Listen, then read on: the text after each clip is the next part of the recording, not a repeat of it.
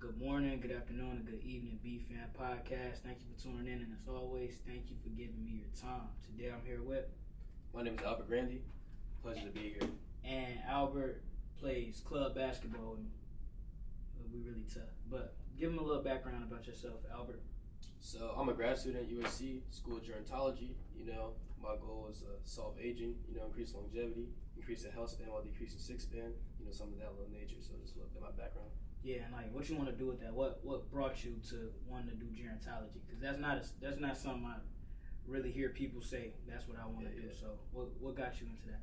Honestly, just keep it short. I had a very negative mindset, growing up, and the way to change that, I changed my mindset to more positive, more growth minded, and that way, how can I have this mindset over a long period of time? Mm-hmm. And from that, how can I have others, have that same mindset? So that's where longevity came in. And so what's some things that you've learned that you feel like you apply to your everyday life that you study? Honestly, just the mindset, because that's important. Just having a great mindset, waking up every day, doing the same things repetitively to make yourself, better every single day. And that ties into discipline, right? Of course. So how do you feel like you've grown to be more disciplined in your own life? I mean, it's always steps, and you always have to have daily goals, weekly goals, monthly goals, yearly goals. So as you see yourself improving every single day, you can check those off, however you see fit. But that's how you keep getting your discipline. Okay, so do you want to share what your routine is for discipline, just in case somebody don't know where to start? Yeah, so I'm an athlete myself, so I'm very competitive myself, and I'm very hard on myself as well. So for me to stay disciplined, I make sure I wake up, do the daily things I need to do. That can be a daily routine. Yeah. That can be studying for an exam. That could be grinding to do something that pays off in the future. Yeah. But honestly, just keep doing those things repetitively every single day, and knowing that once you complete those things, then you can do all the distraction, all the free stuff that you want to do after you do those things. Yeah.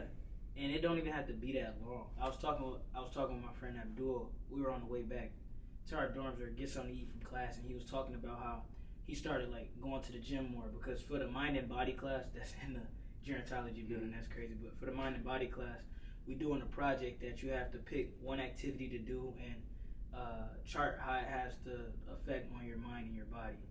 Pretty straightforward. But he decided to go to the gym, and he said he had been working out, and at first it was hard to start, but now that he's progressed to where he is now, he don't even remember when he started. You know what I'm saying? So a lot of us are extremely scared to start at first, but I want everybody to know that it gets easier, and it does. The more you do it, it just starts to flow on its own. It's like the snowball effect. You know what I'm saying? You roll a snowball down the mountain, and it accumulates snow, and then it's this big, what they call it, big ass snowball. How about that? But yeah.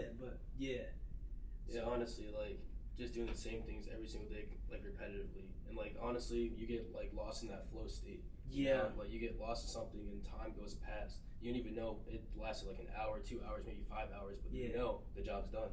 And fall in love with what you're doing. So it's important to understand what your passions are, understand what you want your passions to be, I guess, and just have some idea of where you want to go. You don't have to have it all figured out, but at some point you're gonna have to sit down and say, okay, this is what I would like to happen in life, and then God's plan, stuff gonna happen, but you'll always end up meeting your end goal.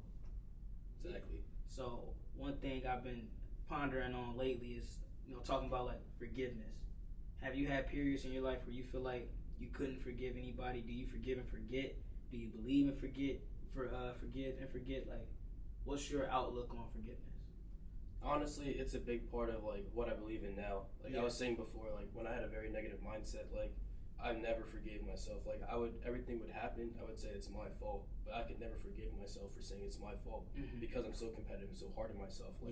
I need to do better, but you still need to have the time to say, okay, I did these things, I did these actions, I'm okay with these actions, are these actions okay? Yeah. I forgive myself, now it's time to move on, And it gets hard to be to distinguish between, am I babying myself, am I pampering myself, versus am I actually forgiving myself and giving myself the leeway that I would give to others. And one thing I did in my life to combat that same mindset is I would try to look at myself from the perspective that I'm my own friend. So you got to pull out of yourself and look at yourself from a 3D perspective, almost like you're living in a video game, and go, okay, if I myself was my own friend, what would I say in this situation? Because it's easy to get on ourselves for the inner dialogue. We look at ourselves different than we look at others. But if we take ourselves outside of ourselves and look at ourselves like how we look at everybody else, it becomes easier to understand your own mishaps and your own shortcomings and where you've fallen short at, forgiving yourself for losses, understanding your wins, celebrating your wins. So yeah, I agree with that too. Yeah. Like it's a lot of like self-reflection.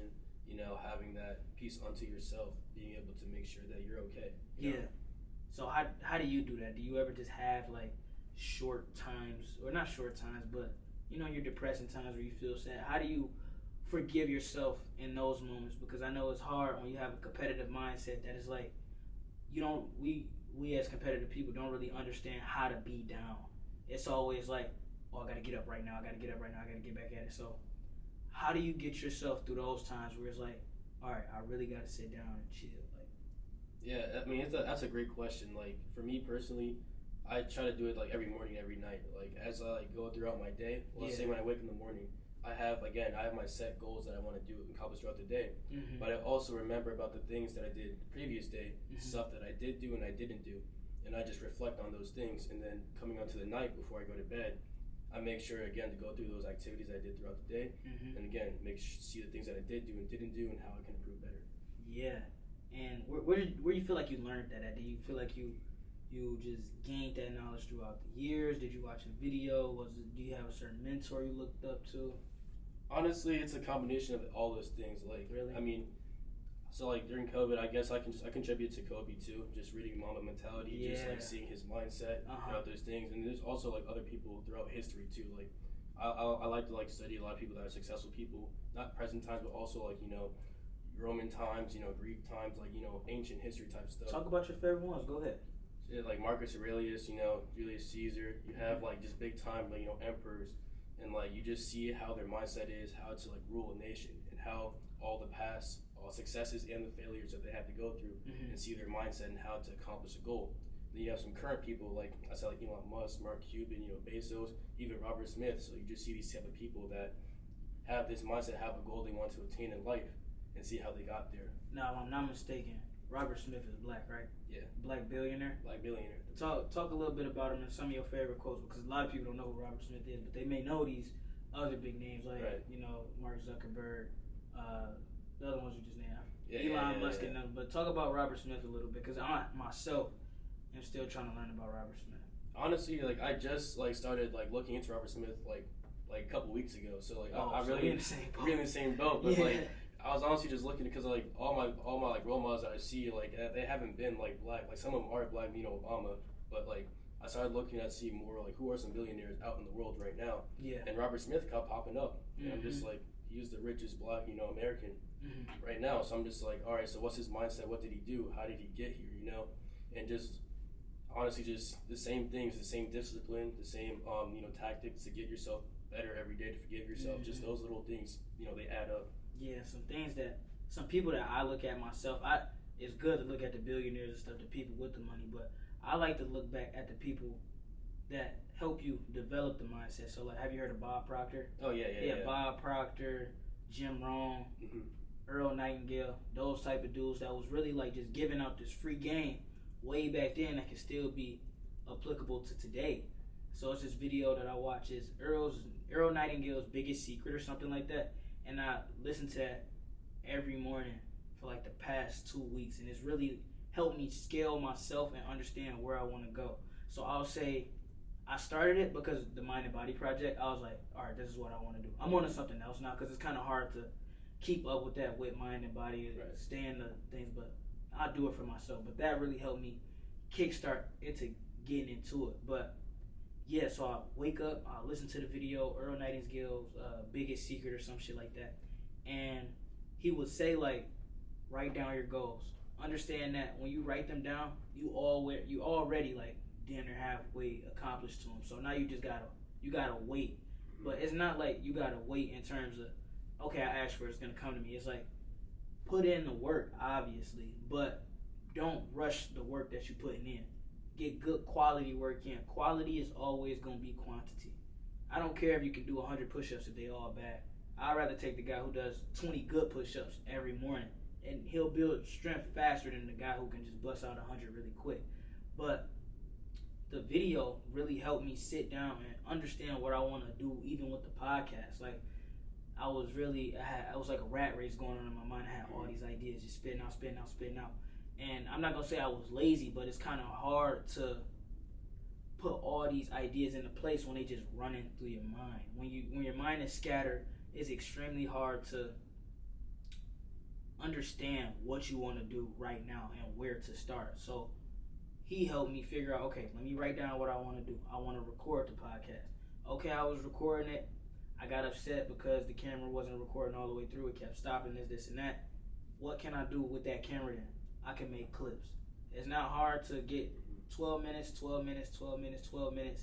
go back, put it in, edit it up. At least I got clips.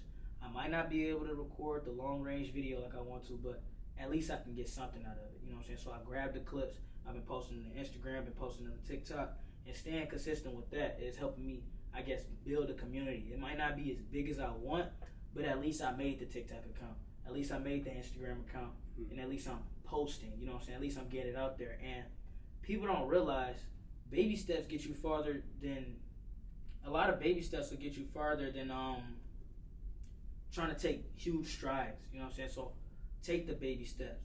Be willing to, okay, I got 1% better today. Okay, I'll get 1% better tomorrow. Because one day you might get 5% better in one day and then cool off for the next week. So it's okay as long as you're taking some type of baby steps. Even just thinking about your goals every day is a part of making them come true. Because you might not see progression every single day, but as long as you're thinking about it, something is working in your favor.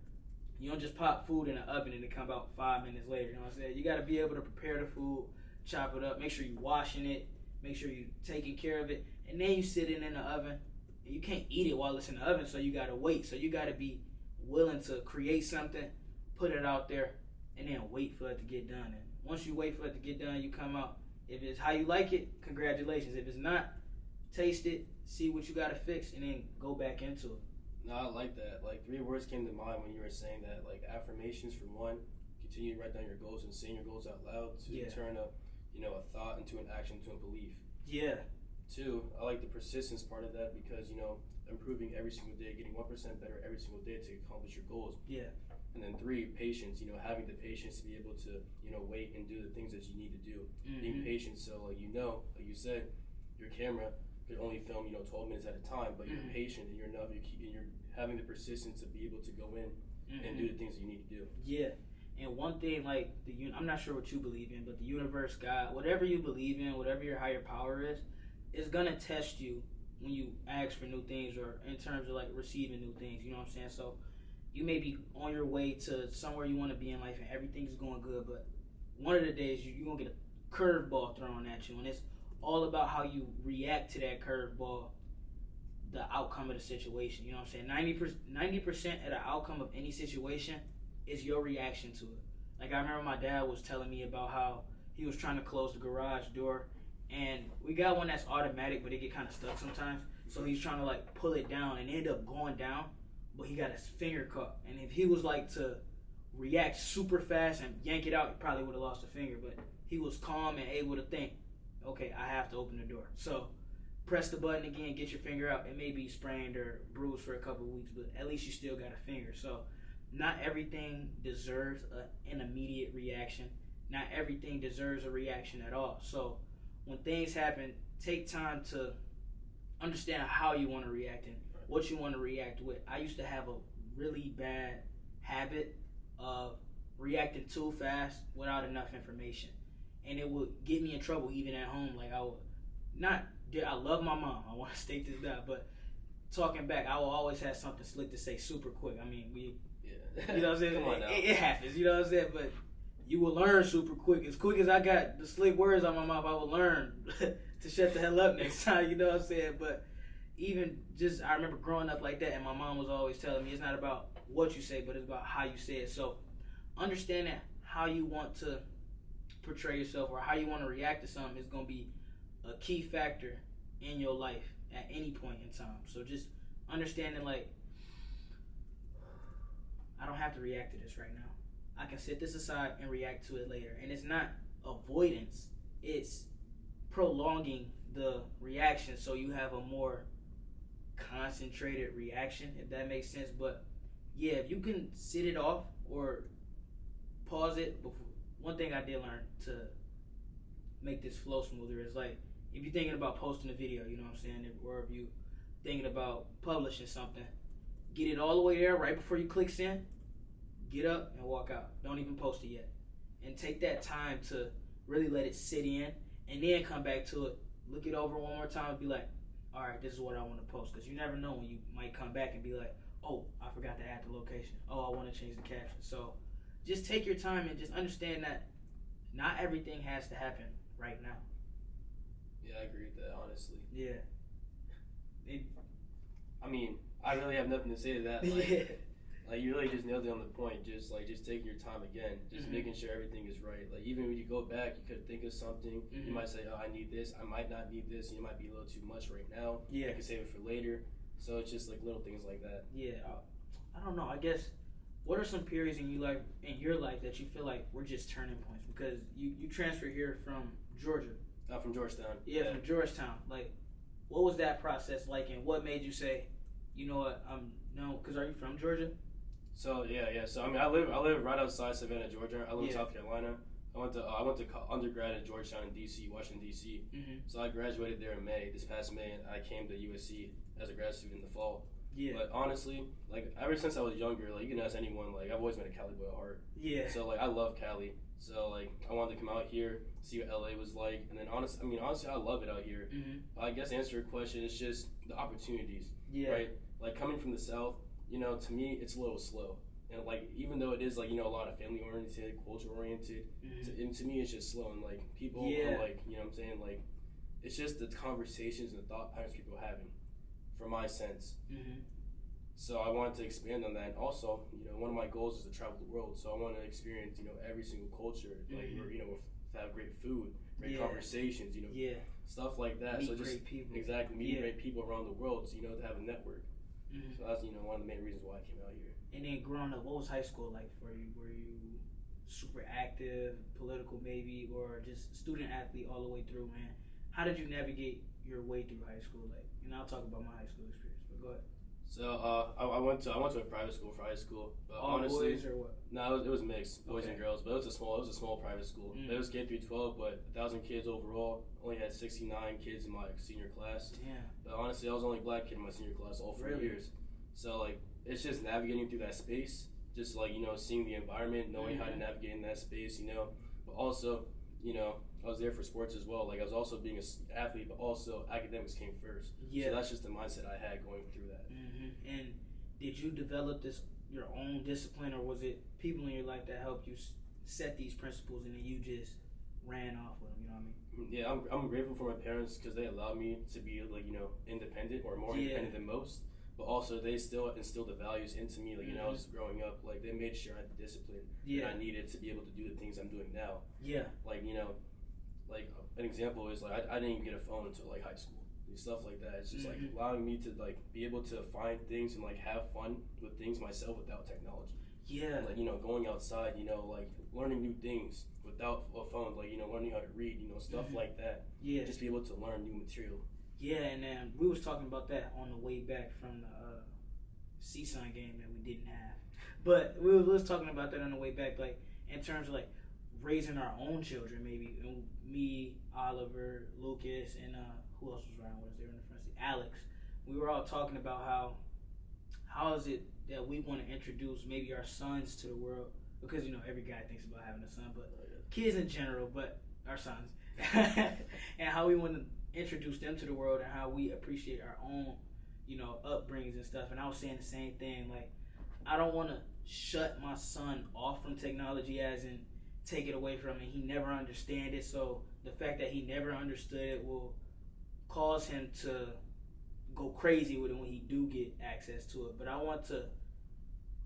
feel like it's a lot to do with who the parent is themselves. So if I don't want my son addicted to technology, I can't be walking around with a goddamn iPhone in his face all the time, or anytime me and him are out, I'm always checking my emails and stuff. So when I get to that point in my life, I'm practicing now, I want to be able to be present at every single moment. You know what I'm saying? It don't take much to go buy a camcorder. I'd rather my son see me record him off a camcorder than my goddamn iPhone all the time. Like every time we out in public trying to take a picture of him, because you stealing life away from the child. Because now they feel like everything needs to be recorded. They don't really understand what's going on or why their parent would want to capture this moment and stuff. They don't understand that stuff conceptually, and we can't assume that they're gonna understand it because we the ones teaching them stuff. So become the model. I'm gonna read to them, you know what I'm saying? Have a book in my hand all the time, turn on audiobooks. A lot of same stuff my dad did with me, I'm gonna try to do that with my son, and then do a few more things, you know what I'm saying? Maybe teach him a language that I wanted to learn super young, but wasn't able to. Very so important. Being able to be fluent in multiple languages and talk to multiple people at once is big. And like, you know what I'm saying? I know you went to a mostly white school. I did too, and I feel like, yeah, in a moment it may seem uncomfortable to be like the only black person around or not too many black people surrounding you, but if you're able to keep your head on your shoulders and you got a good community surrounding you, you won't lose yourself. I know a lot of people can get in those environments and lose themselves, and it's hard to recover, and then we point the finger and say, oh, he's whitewashed, or he's this, or he's that, or she's acting like this, they acting like that. A lot of the times that's not their fault. They just act accordingly when they're in the environments that they're placed in. But being able to go into an all-white school and come out well-versed and still yourself, still being polished, it's almost like a blessing to have your head on your shoulders like that. Because I know me going from all black kids growing up to the all-white private school, it was sort of like a switch that you gotta activate, and not in terms of like change your entire personality, but you have to learn to understand a lot of different people. You know, white people are super different, black people super different, Muslims are different than Christians, Catholics are different than Jewish people. So just being exposed to all these different religions, all these different people, all these different cultures is extremely important for you, whoever's watching, and whoever you bring into the world, because they're going to understand people. And I know it may be controversial, but I think that's one of the things that not limit HBCUs, but it's important for people not to just run off to like historically black colleges, even though they are extremely important to our environment and who we are as black people. Don't just run to them trying to get away from the other races, you know what I'm saying? When you go to these HBCUs and whatever you're doing, make sure you understand that you have to understand every culture outside of black culture, and I know it's super important to have that, but yeah, understand all cultures and be well versed. So if they're not surrounding you at school, make sure you get out into the world and meeting these new people. You know what I'm saying? That's extremely important. So what are some of the type of people that you've met in the course of your lifetime that you feel like really reshaped your view on life? So it's like, I'm interracial, so I mean I'm black and Japanese. So really? Yeah. So really? Like, yeah. Who's Japanese? My dad's side, he's 50-50, and my grandma's straight from Japan. That's tough. I be wanting to ask you, but I'll be like, nah, but I mean it's in my eyes. Yeah. But go ahead, tell me. Nah, but honestly, so like I've always been surrounded by like like a interracial type relationships. So when I go meet new people, like I honestly don't care like what they look like. Mm-hmm. I just want to see if they're a good person, a good person at heart.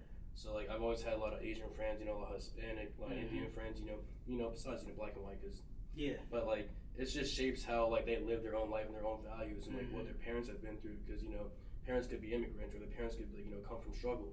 Yeah. Same as black and white people. They all everyone's it's the world, like everyone's human. So everyone comes from their own pastimes, come from their own successes.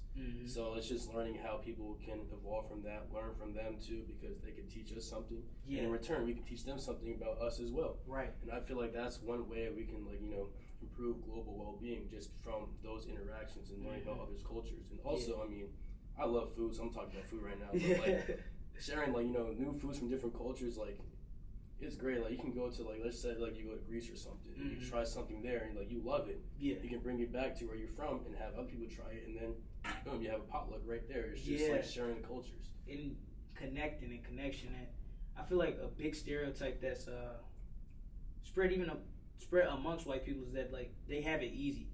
White people do not have it as easy as we think they do. I know they put on a good front or whatever. Maybe they got it good, but in terms of looks and stuff, but they life just as hard as ours. So we shouldn't.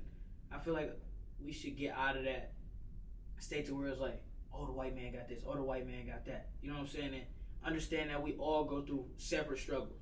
You know what I'm saying? I know some kids I went to high school with. We went on a trip called Kairos, right? And a big part of Kairos is just not giving it away, but like have a deeper understanding of who you surrounded by without technology, without understanding what time it is, because it means Kairos stands for like God's time or something like that.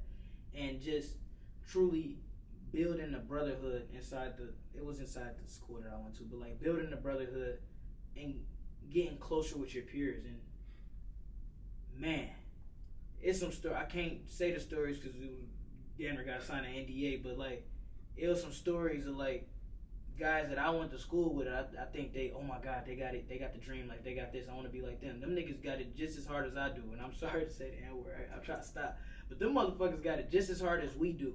And things like that really open your eyes up. But you don't get to moments like that if you're not taking the time to understand who's around you. Yeah, it's cool to know people surface level, but having interactions where you hanging out, you cooling with somebody, and y'all just get to talking. No matter what y'all doing, you know, it's different ways to get to that level. But I don't know, it's people I've met here, like just in class, that are just genuinely great people, and I wouldn't know that if I wasn't open to hearing people's story, open to hearing people's perspectives, and you know, just finding something in common with people. And that's also key to like bring it back to the forgiveness topic. Like being open to yourself and also being open to others will allow you to to forgive yourself as well. Yeah, you know, it's all a cycle. And yeah, forgiveness in yourself is one of the biggest things I guess I can emphasize in general. If you're not able to forgive the man in the mirror or the woman in the mirror or whatever in the mirror, you're not going to be able to forgive those outside of you. And people get so caught up on holding grudges and stuff. I hate a grudge. I can't hold it. It hurts to hold. No, I'm okay. And I was asked today actually, do you forgive and forget? And one thing to answer it simply, yeah, I forgive and I forget, because one, who knows what the person was going through at a certain time that they hurt me, you know what I'm saying? Who knows their current mindset? We only make decisions based on the current information that we have in our body. So I can't not forgive and forget what somebody did and then expect them to forgive and forget everything I did. I fuck up too. We all human at the end of the day. So if you would give yourself leeway at the end of the day, you got to give other people leeway. And not everything should be taken personally. That was learned in the 4 Agreements. Don't take it personally. Other people's actions towards you are really reflections of actions towards themselves. And if somebody wants to teach you a certain type of lesson on accident, on purpose, or they react to you a certain way, or they treat you a certain way, that's not up to you to be mad at or to decide how they should act.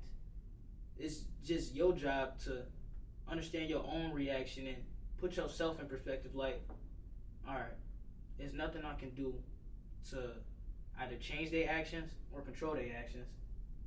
So I'm going to let it go. I'm going to forgive you. It's okay. I've accepted the situation. And I'm going to forget. I'm not going to hold it to you. Like, even when stuff happen now, people are like, oh, I'm going to hate them forever. Bro, we're kids, bro. We supposed to mess up. It's everybody first time living. It's nobody going to get it right on the first time. And if you get it wrong a couple times, that's cool too. I know they say a mistake made more than once isn't a mistake, but yes, the fuck it is. You know, it's like it's okay to fuck up more than once doing the same thing. You don't fail a level in a game and then get it immediately the next try. Sometimes you learn the second time that you was doing something else wrong the whole time, but you could get away with it because it was so quick, it was so minute. It's almost like a math problem, you know. So you get to the end of the problem and something's off. That don't mean you fucked up the whole equation. You might have put a negative sign where it's supposed to be a positive at. You might have put a 5 and the equation said you needed a 0. You know what I'm saying? So it's be able to go backtrack, and then if you say, all right, it's too messed up to go back in and figure out, I'll restart. You know what I'm saying? But understand that it's going to take more than one time. If you fuck up more than one time, it's okay. Just don't keep fucking. But just make sure you learn from the things that you do. What's some things that you learned from things that have happened to you or that you've gone through? What are some of the biggest learning points that you've had?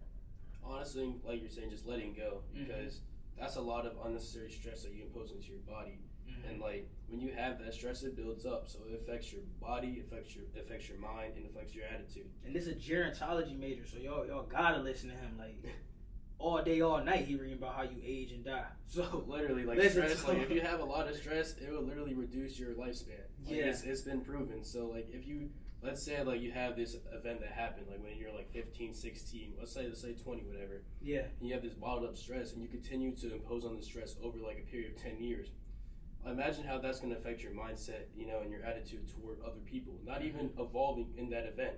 So let's say you go to work or you're just walking, through a park one day, and someone accidentally steps on your shoe or something like that. You're going to get mad at them from that bottle of stress. Yeah. But let's say you let that thing go. Like over time, forgive yourself, over your failures, like you said, multiple failures, and you find some success. Let's say you let that event go. Now your mind's clear. Now you can think about more opportunities, more growth opportunities, more things that you want to improve on your life. Yeah. And maybe you even go back to that same person or that same event and be like, hey, I'm sorry, I had this thing balled up, but I forgive you. And even if you didn't do anything wrong, it's okay to still forgive. Yeah. And it's okay to apologize. Now, I'm not saying, wait, one thing, I got to get this off my head. It is, the quote goes, your reaction reflects the health of your heart. Something like that. Do what you will with that. Sounds good. Yeah, if that resonates with you, let it. But then the second thing I was saying is being able to apologize even if you feel like you did nothing wrong. All of our actions to us seem rational because we're making them, but to somebody else in another mindset, it may seem irrational the way that we acting. So if you feel like you did something to somebody, go through and just find something to apologize for, just to get it off of your chest, just to give them. I feel like everybody deserves a certain type of respect. If we owe anybody anything, I feel like it's respect, and it's not like, oh, I'm gonna respect them if they respect me. It's like you gotta be able to respect regardless, because if you're respecting somebody that's disrespecting you, that just make them look like the asshole. It just makes them look bad more. Now, if y'all two negatives don't make a positive, and I've learned that over the course of my life. And bruh, just let it go. Have respect for them. I'm not saying you gotta kiss up to them or kiss their ass if that's how you want to hear it, but be able to say, you know what, I'm gonna still respect them at the end of the day, because I don't know what they go through in their daily life. I don't know what they have been through throughout their lifetime. I don't know who has hurt them in their past or who I may be reminding them of today. So just be able to find something to apologize about. But if you find yourself, over apologizing, that's when you gotta reel it back and say, all right, I know I didn't do shit this time, and I know I didn't do anything to provoke the situation. It's out of my hands. It's now in their hands, and then it's up to them to, I don't know, mend that relationship. Because I don't like saying repair that bridge. Never burn a bridge. You never know when you're gonna need to cross that mug again. But just understand, some bridges put a little cone up. You know what I'm saying? Just say, watch out before you go down this bridge again. But keep the bridges in your life, man. Yeah, I agree. Honestly, to that point too, like when it's in their hands, then you can let it go. Then it's free. Yeah, it's free. Like, like a little pass, like a little give. Yeah. And it's up to them to pass it back, or they're gonna take the shot. You know what I'm saying? Yeah. So just let it go. It was like Buddhism or Taoism, one of those. It was like a story, and it was talking about two monks, and they weren't supposed to like touch the river or move under the tree or something like that. And so this is how it go. It's two monks. They sitting down in the forest. It's a river, and they sitting under a tree. And their assignment is they can't move from under their tree. It's an older monk and it's a younger monk. They look up. They looking around. They observing. They doing what they do, and they see in the river a woman is stuck or a woman needs help. And the older monk gets up and he goes. He picks up the lady, walks her across the river, comes back, and the younger monk is like, we're not supposed to do that. How are you still doing that? Oh, how are you doing that? How are you okay with breaking that rule or whatever? And he was like, you the only one holding on to it. I put the lady down. I've crossed the bridge again, and now I'm back here where I started before. You the only one holding on. So understand that things happen in a moment. Okay, you don't gotta hold that, and it's almost like having a cup of water. If I give you a glass of water to hold, it's gonna be easy to hold for like the first 2 minutes, and then your arm gonna get a little bit heavier, and then after about 5 to 10 minutes, it's gonna get super heavy, and extremely if I give it to you for an hour, you're not gonna be able to hold it up. But did I change anything with the glass of water? Did I add more water? Did I take any out? No, it's the same cup of water. All you gotta do is put it down so you can feel better. Don't hold on to a rope if it's burning your hand. Let that shit go. Nah, I fuck with that, honestly. It's like, you're the only one holding on to that rule. Like, yeah. But man, how do you feel like you've grown here in California since you've been here? Is this your first year out here, or it's my first year out here. This your first year out? How do you feel like you've grown going from? Now, a lot of people don't know the South is like behind everybody else. So like a lot of the things up north or out west that you see, like a lot of the trends, them type of trends don't get to the South until like a few, maybe a decade, a few to a decade years later. I might be overdoing it in terms of longevity, but no, like they are behind the times because think about they got the older people, this and that, but things get to them later, so they might not be up to speed like we are. Where were you going? But go ahead, my bad. Nah, it's just honestly, it's just again like it's just it's different lifestyles wherever you live. Like the South, it has their own like perception to it. Like yes, it may be slower, but people are like actually they want to talk to you more because it is more open. Like Southern hospitality is a real thing. Yeah. And like I'm out here in the West, like people may want to talk to you or not. It could be a little fake at times. You never know. Mm-hmm. The North is very fast paced. Like you'll walk past them, they won't even like look at you. You just keep it going. That's like New York. Yeah. So like it's different things, but like honestly, just the biggest thing is just like the fashion trend, wearing whatever you want to wear. Just like having a freedom attitude, and it's a healthier lifestyle in the West. Like a lot of people are more more in shape here and then down south, just because I mean depending where you're at, because downtown LA doesn't have the best, but like they still California still has emphasis on health. Yeah, and that's super important. And just how do you feel like you internalize the knowledge from learning from older people being down south and stuff, and then it has benefited you in a way being out here now, where you feel like since it's not that much of an old culture over west or up north, how do you feel like that has put you at an advantage? Honestly, just listening to like when they talk, because I'm not gonna lie, they can talk for hours on hours. But like when you listen to them, listen to what they're saying, they could be dropping some knowledge in there, like bits and pieces. So like just still being present, being open to yourself, and being open to those conversations and learn, because you never know.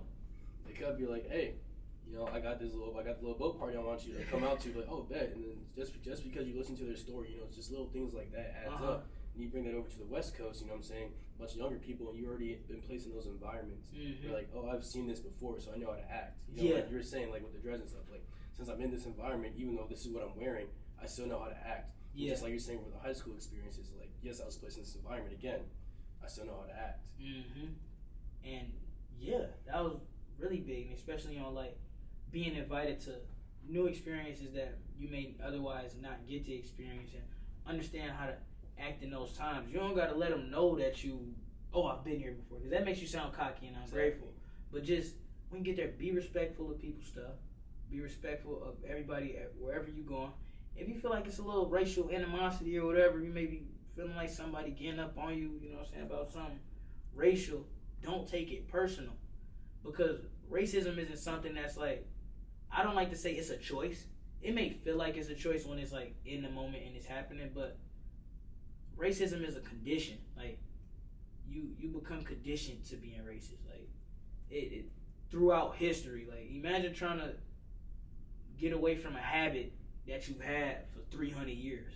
That don't just break in 10 years, you know what I'm saying? That don't break in 20 years, and we still trying to recover from what happened a long time ago. So a lot of these people, no matter where they raised at now, it's like their grandparents teaching them stuff, and then their parents teaching them stuff. So don't get mad when you run into those type of interactions. Take your time, breathe, and figure out what you're going to do. You don't got to be around there. You know what I'm saying? You don't have to stay there. You can remove yourself from these situations, but don't go in talking about, oh, I'm this, I'm that. I ain't going to let this happen. Yes, it's okay to be respectful to yourself, but not everything need the big interaction. Not everything needs to be super confrontational. Just walk away. It's not that hard, and nobody losing anything at the end of the day with that type of stuff at all. Like, you're not any less of a. I feel like you're not any less of a man if you walk away from a confrontation, especially one that you don't even feel like you should be a part of. Don't put yourself in something because you're scared of what other people gonna think around you. I don't care. Like, if somebody trying to fight me, bro, and I have no reason to fight this dude, if I got the option to walk away, I'm stepping. You know, there's no point in me trying to prove I can fight this guy or it escalating to somebody getting shot. You know what I'm saying? I escalate to somebody's hurt, somebody else is put in the hospital. Exactly. And the worst part, a child is involved. So you get to decide how you're gonna react. And if you can walk away from something, walk away. It's like one of the things I go by is just MYOB, mind your own business. And Man. that can apply to you. Man. That can also apply to other people. Just minding your own business too what's necessary for you. Yeah. Also for other people, minding your own business so you will stay out of their business as well. Yeah. Because you never know what's going on in their life at the moment. Mm-hmm. And you don't never know how anybody gonna pop off. A situation may look like it needs your help, but not every situation needs your help. You don't gotta go stop everything, and some things are due to God's timing, due to the universe's timing. Sometimes if you see a fight going on, bro, you don't always gotta step in. It may be time for that person to get their ass whooped. You know what I'm saying? So sometimes you gotta go watch and observe or walk away and don't be a part of it. It don't got nothing to do with you. If it's grown folks' business. That's something that I learned as a child. Like, stay out of grown people conversation. I stay out of my parents' lives in terms of like their private life and what's going on until they open up about what's going on to me. And they do the same thing with me out of respect. Like, they don't intrude on my personal life unless I speak up to say something, because they know me as they son. It's like, if it was really bothering him, he would come and say something. But Austin's good at handling a lot of these situations on his own. So if he ain't tripping, I ain't tripping. So just having that level of, again, respect. Understanding like, man, no, this grown folks' business. It's not something I'm supposed to be involved in. It's not something I want to get involved in. It'll work out the way it's supposed to work out. My parents are old enough. They grown. They big kids, you know what I'm saying? They big kids. They grown ups. They adults. And they know how to deal with their own issues. And if it's truly a problem, they'll let me know what's going on. If not, I trust that they got it. You know what I mean? Another thing, like, everyone has their own path and their own journey. Yeah. So however long it takes for them to realize that, or even how quick it is, you know, again, your own journey. So they have to find their own way. Their own path.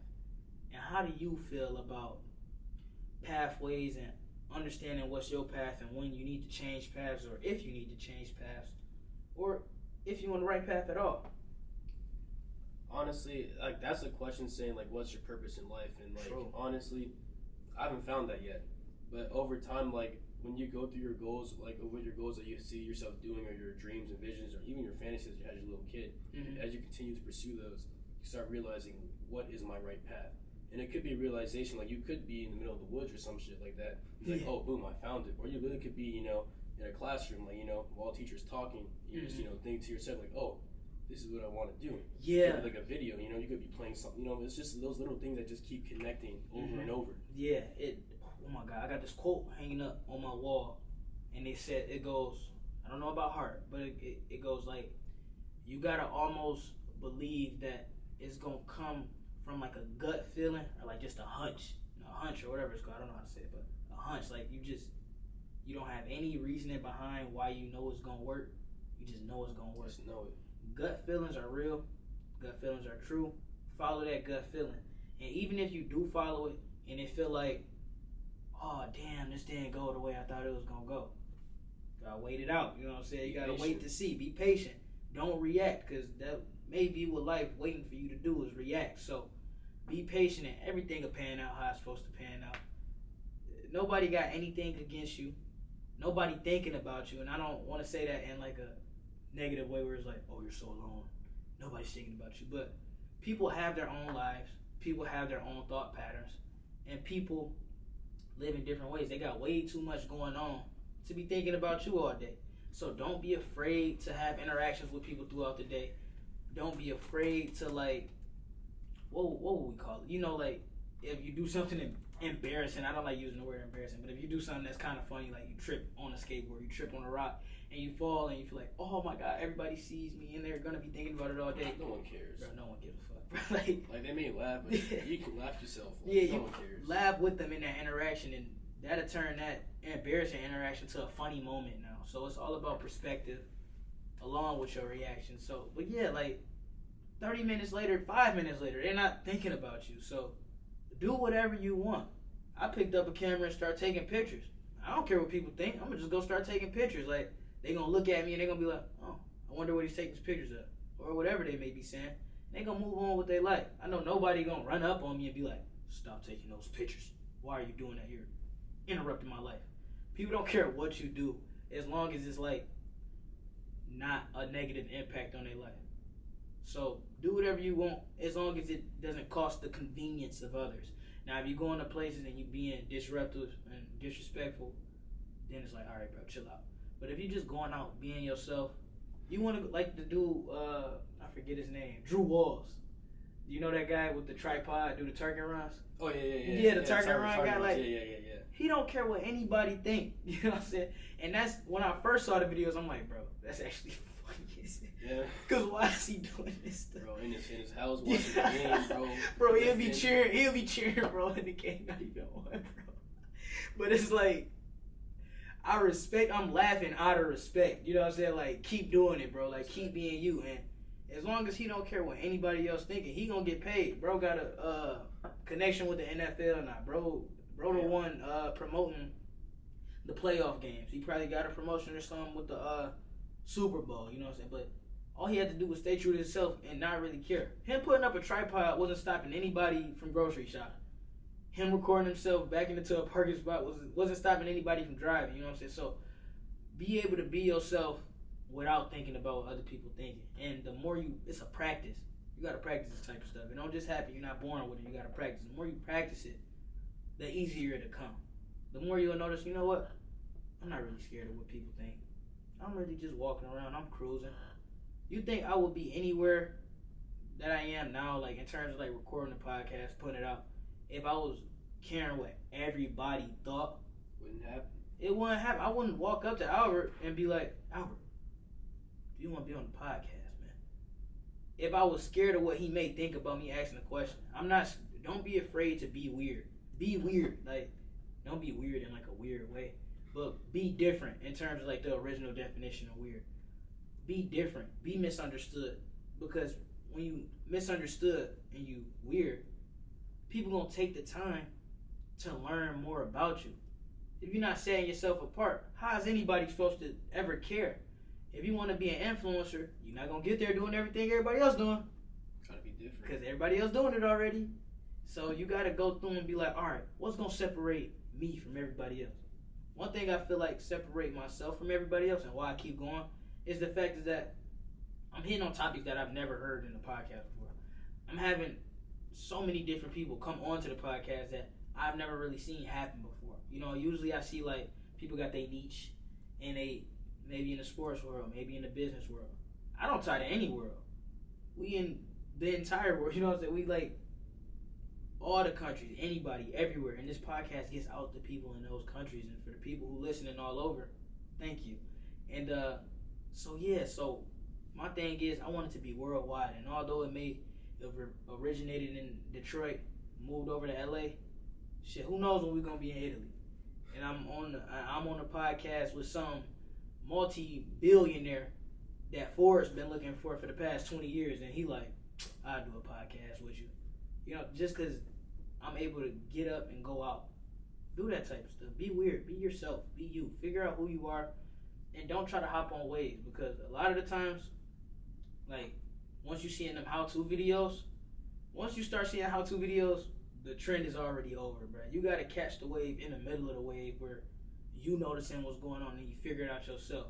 But by the time them how to blow up on Instagram and get 100,000 followers, it's way too late. They wouldn't be telling you if it was in the middle of it going. Nobody's going to do that. You know what I'm saying? Like, and even when you watch those videos, like those how-to videos, like you can watch them, you know, you can learn, you can study, but also find a way to add your own niche to it, you know? Yeah. Add your own, like, you're being yourself, being different, you know, adding that towards it. And then you'll see from there you'll probably blow up more than what you probably would have done if you haven't. Yeah, and have you heard of the 3% rule?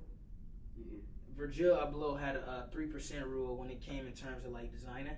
So he would take normal, already cool objects, like how he had to deal with Nike. We'll say how he made the off-white shoes for Nike. He was like, bro, Nike already perfect in what they do. So he didn't change anything structural about the shoe, the insoles.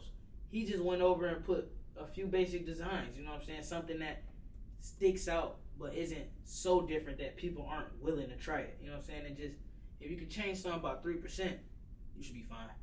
It's almost like when you're writing a paper. Don't go through and copy the exact article. Copy the article, and then when you go and be like, we take a few words out this sentence, a few words there, switch a few sentences around, now all of a sudden it's yours. I'm just saying, like, just saying, little ChatGPT hack. Yeah, this is practical, dog. So that's what life is. Life is, I'll say stealing and copying, because I don't feel like getting into the difference between the two. But like stealing and copying off of people, but adding your own twist to it, because now it's yours. And then once you add your own twist to it, say, okay, how can I further this twist? And eventually, you're gonna end up with an entirely new project. So just being mindful that utilize your resources, utilize what's around you, and understand that we in the information age, dog. So everything you seeing is coming right now. Be the one to grab on to something and hold on to it. Don't follow every trend. Have something you like and understand how to implement it while being organic. That's what I'll say. Because it'd be easy for me to like edit myself over like the GTA stuff and like have the clips going and just bust those out every day. But be organic and be original, because people will respect that more in the long run. Like I say, when we see a lot of these brands, like the no-name brands, like but you know how rich people wear expensive stuff, but it don't got no brand name on it. Stuff like that, stuff that's learned to be appreciated over the years. Mm-hmm. They didn't come out saying, "Oh, we want to be on a high fashion scene," or "We want to be on every foot." They came out, they was old fashioned, they stuck to where it was at, and then people learned to love them. A big thing, you know, even if y'all don't know the unknown brands, we'll say like Carhartt is a big factor in that type of publicity. Carhartt is a workwear company, and they stick to that. Now, it could be easy for them to just hop on every trend they see with the Carhartts and start producing a new line of clothing. That'll work for the short run, and they'll get a big spike, but it wouldn't be a part of their brand identity. So you gotta have your own identity and allow people to adjust what you got to the world. They'll do it for you. And if you build a good network, and your closest customers are always gonna be your best customers. This is a marketing tip.